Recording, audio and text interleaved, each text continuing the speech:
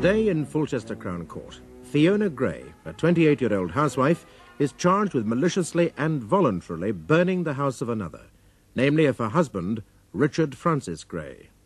So what I'm anxious to establish, Miss Tate, is that the accused, Mrs. Fiona Gray, had absolutely no financial interest in the property which burned down, number 7 Adelaide Close. If she had, you will appreciate, the charge of arson would not stand. The property must be not one's own, but that of another. Yes, my lord, I do appreciate that. Unfortunately, however, my client can in no sense claim to be part owner of the house she once lived in. Unfortunately, Miss Tate. The accused husband owned the property and all the furnishings and fittings, and she, as his wife, had nothing to call her own. I see. Mr. Lloyd, will you proceed?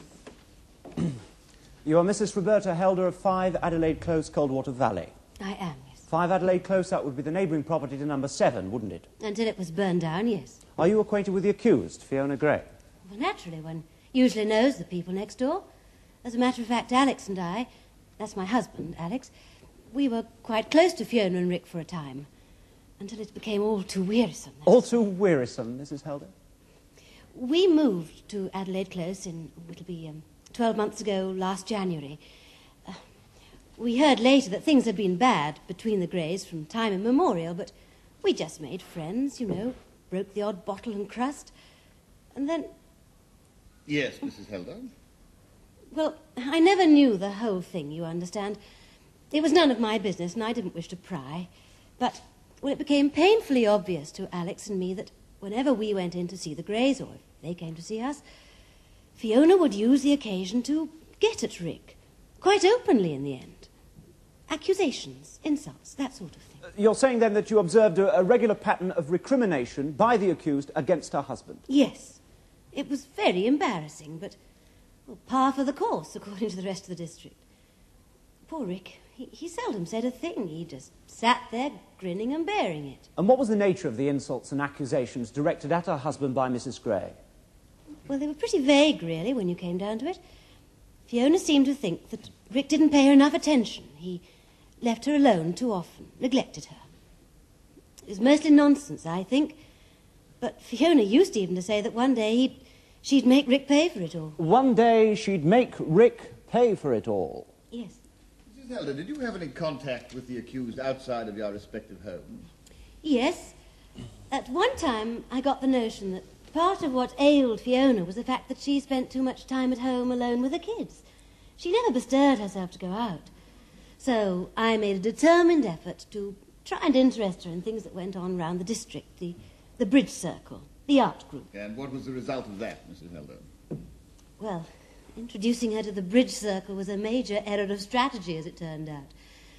The echoes still reverberate around the neighbourhood. And as for the art group, well, we all know what happened there, don't we? I did, Mrs. Helder. They're being divorced, aren't they? The Greys. I take it that's a direct result of Fiona's activities at the art group. My lord, the witness has no right to make a comment like that. I quite agree, Miss Tate. You will ignore that last remark of the witness. But is it in fact true, Miss Tate, that the accused and her husband are at the moment seeking a divorce? Yes, my lord. The position is that some 3 weeks after the burning down of the property, Richard Gray filed suit for divorce against his wife. Indeed, I see. Carry on, Mr. Lloyd. Thank you, my lord. Mrs. Helder, were you at home on the evening of June 28th, last at about 7 p.m.? Yes, I was. I was expecting my husband, and I was in the kitchen getting a meal. Our kitchen overlooked the garage of number 7 Adelaide. And the garage adjoined number 7, did it? Yes.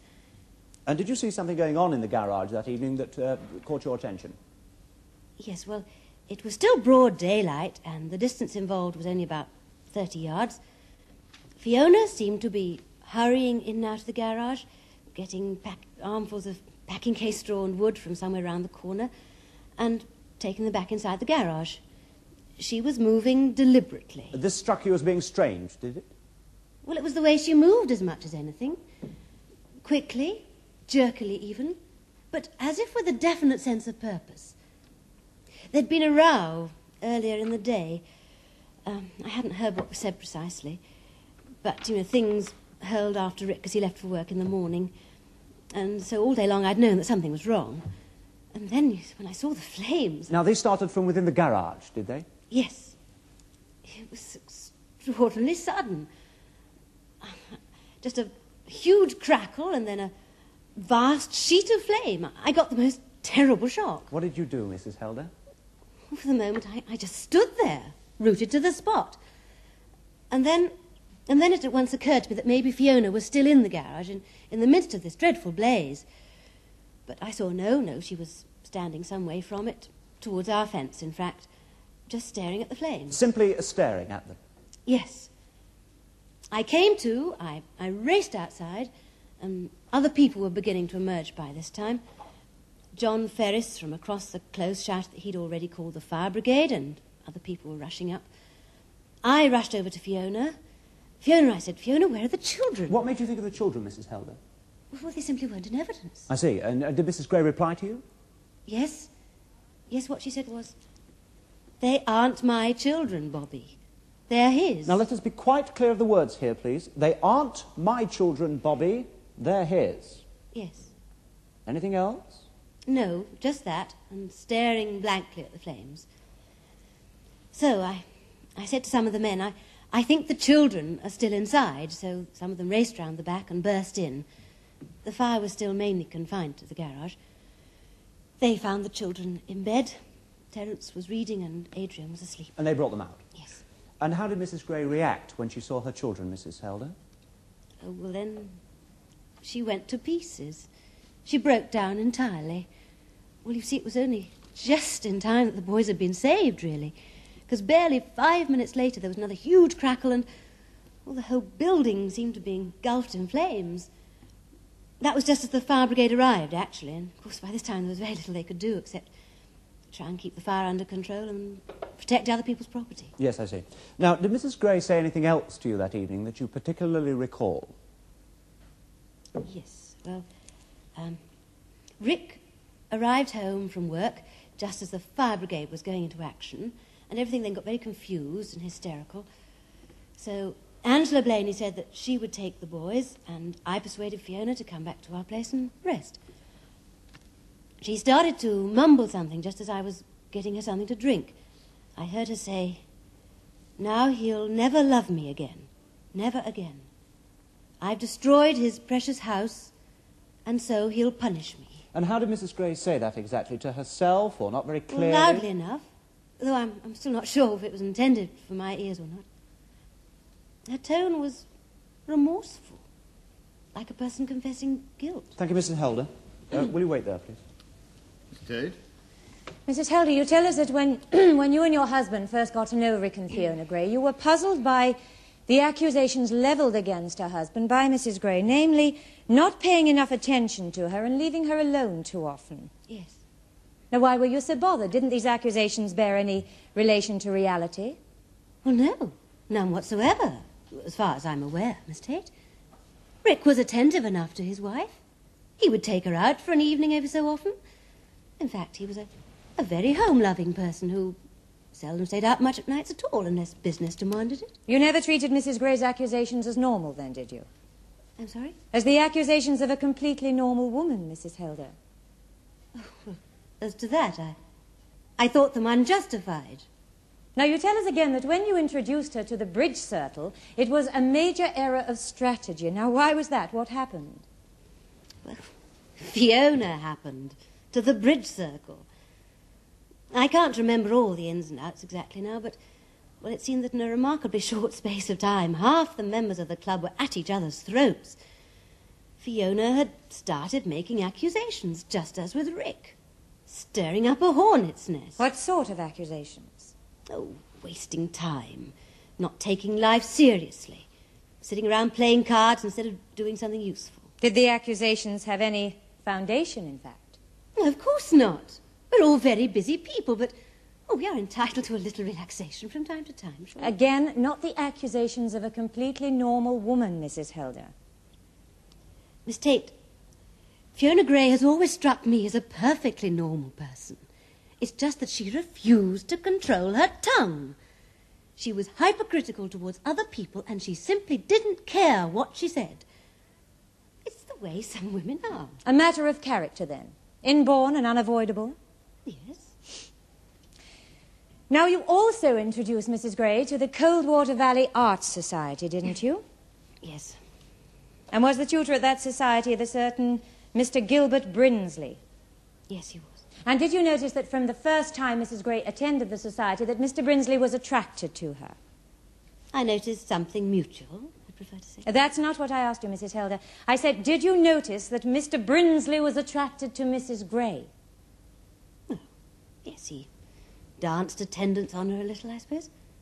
None of the rest of us were completely sure why. Thank you. Now let's come to the evening that number 7 Adelaide Close burned down, shall we? Would you have said that on that occasion Fiona Gray was in a perfectly normal condition?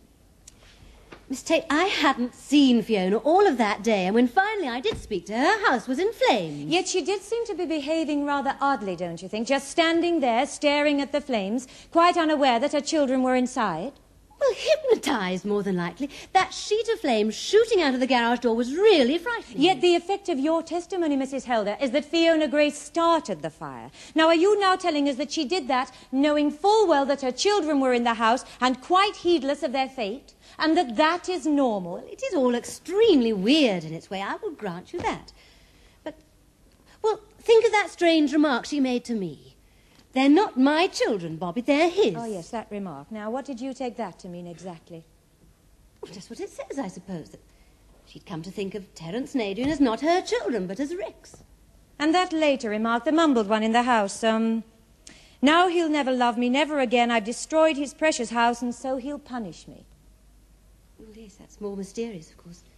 But, some sort of reference to Rick, I suppose. What His else? precious house. Now, was Mr. Gray particularly house-proud, do you happen to know? No, not particularly. He'll punish me. Was Mr. Gray in the habit of chastising his wife, perhaps? What do you mean by that? Disciplining her. Beating her, even. I mean, it's such a strange expression to use, punish me. Fiona was upset, obviously. And, well, she was speaking in a heightened fashion. Not normally, in other words. Miss Tate, I really can't tell you whether Fiona Gray was normal or abnormal on the night that she burned her house down. Oh, come, Mrs. Helder, I'm perfectly sure you can. You knew Mrs. Gray well. I'm asking you whether she seemed to be acting normally that night when, knowing full well that her children were in the house, she lit that fire. Yes. Perhaps. She wasn't a devoted mother, you know. Not in the least. Things were really very bad between her and Rick. And Fiona simply despised the whole setup.